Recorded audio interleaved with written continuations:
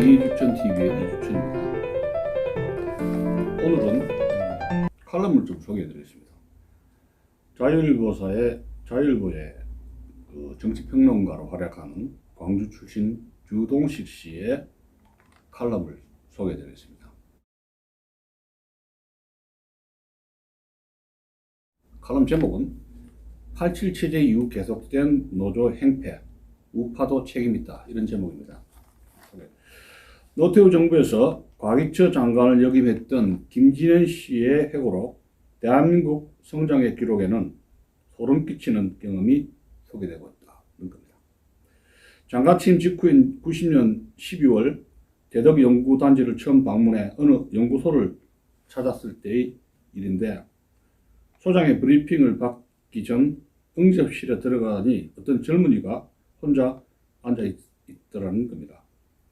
소장이 인사를 시키는데 바로 그 연구소 노조위원장이었습니다.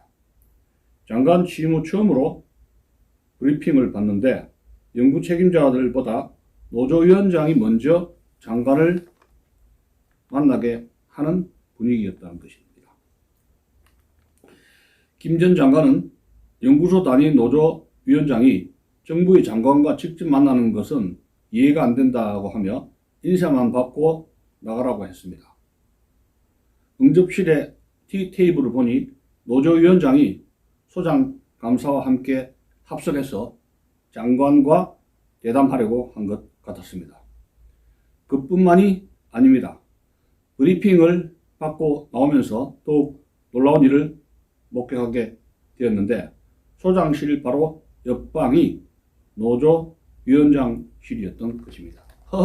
참 기가 찰 일입니다. 좀 더 읽어볼까요? 1990년 12월이라면 이른바 87 체제가 성립한 지 겨우 3년 남짓 지났을 무렵입니다. 하지만 이때부터 벌써 노조의 영향력이 대한민국 구석구석을 파고들기 시작했다는 것을 김진현 전 장관의 증언을 통해 확인하게 됩니다. 블루컬러 노동자들도 아닌 고도의 연구 전문직 종사자들조차 이렇게 노조의 행동 패턴에 젖어들었던 것입니다. 참 한심한 일입니다. 참 기가 찹니다. 기가 차. 노조공화국이 됐어요, 여러분. 30년 됐어요, 노조공화국 된 지가. 김진현 전 장관이 전자통신연구소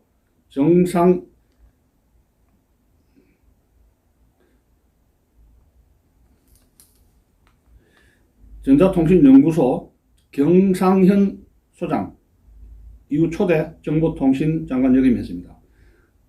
경상현 소장을 연임시키려고 했을 때 경 소장이 끝내 고사한 이유도 노조 때문이었다고 합니다.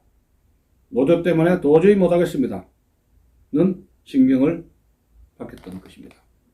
대한민국 과학기술의 경쟁력이 노조 때문에 얼마나 심각한 피해를 입었는지 짐작하게 하는 에피소드가 아닐 수 없습니다.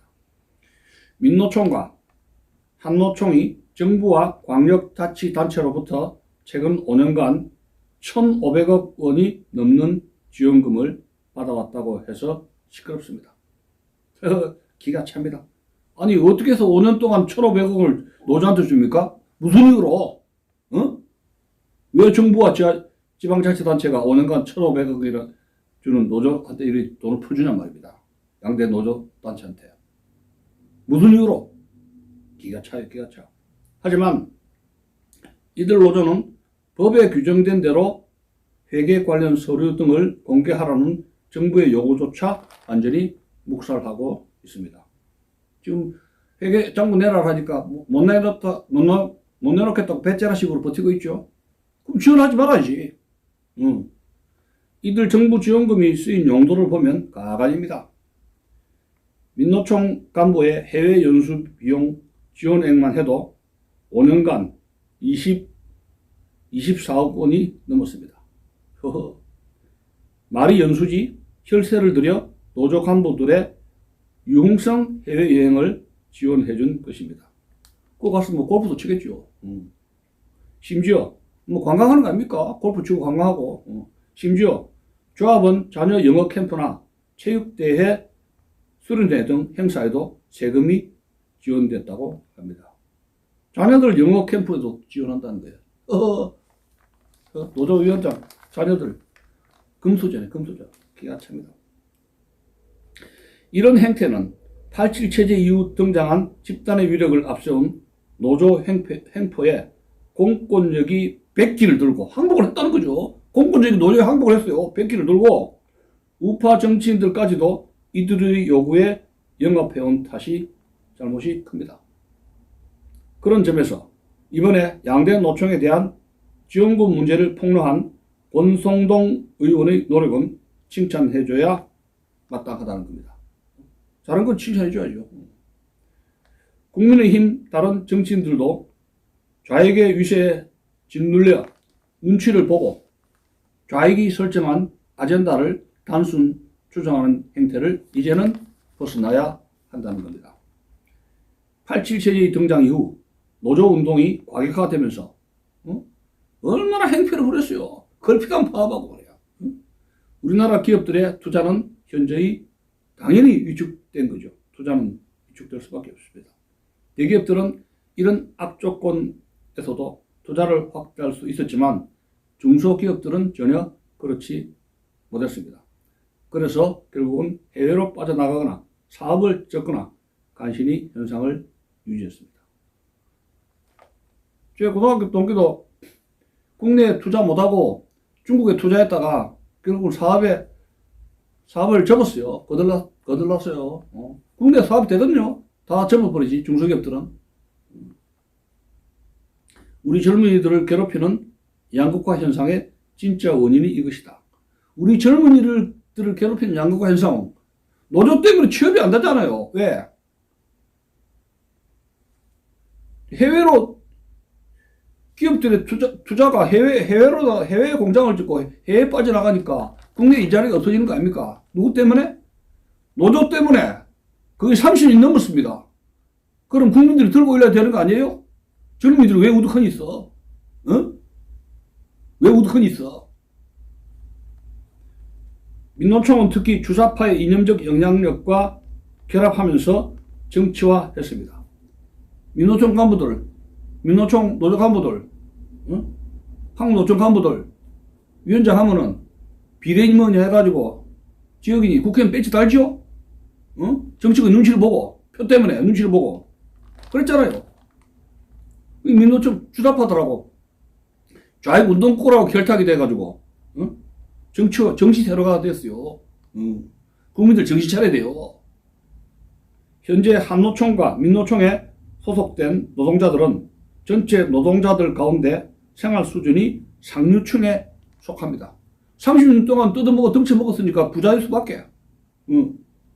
이런 노동자들이 반대한민국 정치 노선을 추종하는 것은 결코 용납할 수가 없는 것입니다. 더 이상 용납해서 안 돼요. 이런 행동.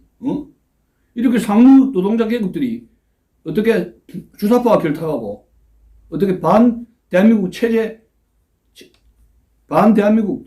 반체제 인사들 정치 세력과 결탁을 하느냐 말이야. 열심히 노동 경제생활 노조 운동을. 앞에서 소개한 김진현 전 장관의 경우 문제연구소 소장이 대학교 동기 동창이었다고 합니다. 하지만 김 전 장관은 그 연구소장을 인사 조치했습니다.